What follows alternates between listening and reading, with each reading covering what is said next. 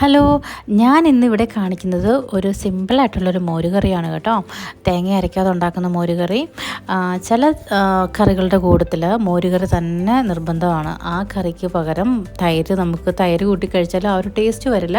അപ്പം ഞാൻ പെട്ടെന്ന് ഉണ്ടാക്കുകയും വേണം, എന്നാൽ എനിക്കൊട്ട് മെനക്കെടാനും പറ്റാത്ത ദിവസങ്ങളിൽ ഞാൻ ചെയ്യുന്നൊരു കറിയാണ്.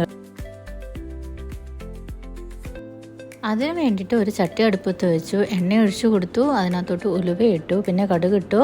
അത് കഴിയുമ്പോൾ ഒരു വറ്റൽമുളക് ഇട്ട് കൊടുക്കുന്നുണ്ട്. അത് മുറിച്ച് വേണം ഇടാനായിട്ട്. ഞാൻ ഒറ്റയടിക്ക് ഇട്ട് കൊടുത്തു. പിന്നെ ഇഞ്ചി ഇടുന്നുണ്ട്, വെളുത്തുള്ളി ഇടുന്നുണ്ട്. അത് നന്നായിട്ട് മൂക്കിട്ട് കേട്ടോ.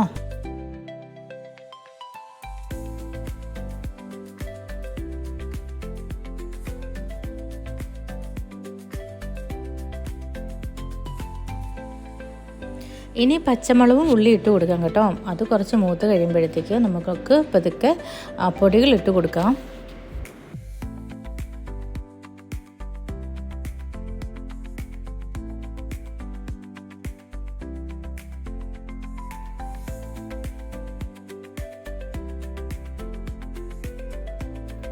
ഇത് ജീരകത്തിൻ്റെ പൊടിയാണ്. കുറച്ച് ജീരകപ്പൊടി ഇട്ട് കൊടുത്തു.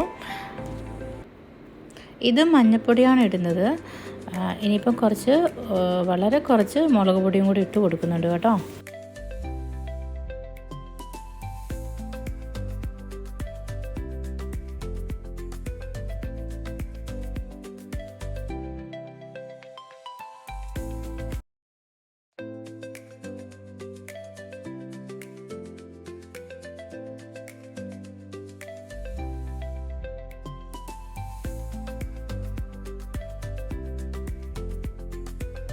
പിന്നെ തക്കാളി ആണെങ്കിൽ ഇതിനകത്ത് ഞാൻ കുറച്ച് തക്കാളി ഇടുന്നുണ്ട്. തക്കാളി വേണമെങ്കിൽ ഇടാണ്ടിരിക്കാം.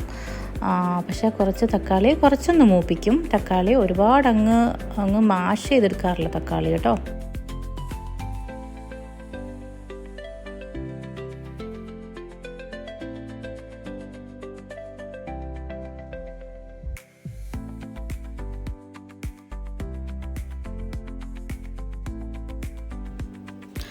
ഈ മോരുകറി കണ്ടില്ലേ, വളരെ സിമ്പിളാണ്. അതേപോലെ നമ്മുടെ സെയിം മോരുകറിയുടെ തന്നെ ടേസ്റ്റാണ്. നമ്മൾ ചേർക്കുന്ന എല്ലാം തന്നെ, മോരുകറിക്ക് ചേർക്കുന്ന എല്ലാ സാധനങ്ങളും തന്നെയാണ് ഇതിനകത്ത് ചേർത്തേക്കുന്നത്.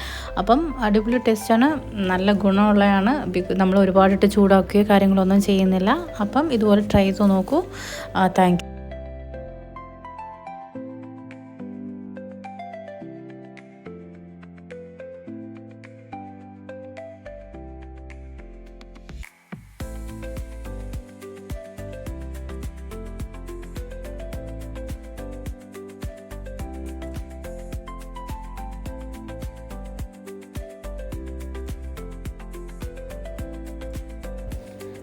ഏറ്റവും ലാസ്റ്റാണ് ഞാൻ ഉപ്പിട്ട് കൊടുത്തത്. നന്നായിട്ട് മിക്സ് ചെയ്ത് യോജിപ്പിച്ചതിന് ശേഷം ഞാൻ കുറച്ച് പച്ചത്തക്കാളിയും കൂടെ മുകളിലിടുന്നുണ്ട് കേട്ടോ.